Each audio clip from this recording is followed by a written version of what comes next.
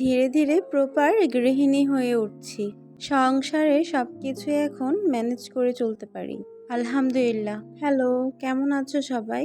আজকে ঘুম থেকে উঠে একটা হিজাব সেলাই করব, সেই জন্যই বসে পড়লাম। সেলাই কাজটা আমি বিয়ের আগেই শিখেছি। আমার বড় বোন শিখিয়েছে সেলাই এবং কাটিং। সেলাই কাজ শিখে রাখা অনেক উপকারী, বিশেষ করে আমাদের মেয়েদের জন্য। সংসারে কত টুকটাকি কাজ, আবার নিজের কাজও করার জন্য। এই তো টুকটুক করে সেলাই করে ফেললাম। হিজাব সেলাই করতে বেশি একটা সময় লাগে না। নিজে কিছু বানিয়ে পড়ার মজাই কিন্তু আলাদা। এখন ভাবি আপুর থেকে কাজ শিখে অনেক ভালো কাজ করেছি। এদিকে হাজবেন্ডেরও অনেক টাকা সেভ হয়ে যাচ্ছে।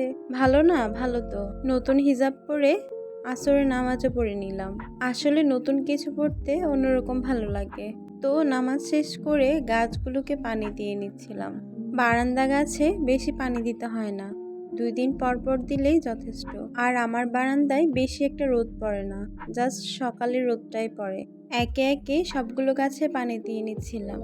তো পানি দেওয়া শেষ, দরজা জানলাগুলো লাগিয়ে দিব। সন্ধ্যার আগে আগে লাগিয়ে দিলে কি হয়, মশা ঢোকার চান্স থাকে না। যাই হোক, এদিকে ইফতারি সময় হয়ে গিয়েছে। আজকে শরবতে ছিল কলার শরবত, আমার শাশুড়ি বানিয়েছে। কলা, আইসক্রিম, খেজুর আর মিল্ক দিয়ে খেতে বেশ মজা। আর ইফতারিতে ছিল যেটা না খেলে মনে হয় ইফতারি করা হয়নি।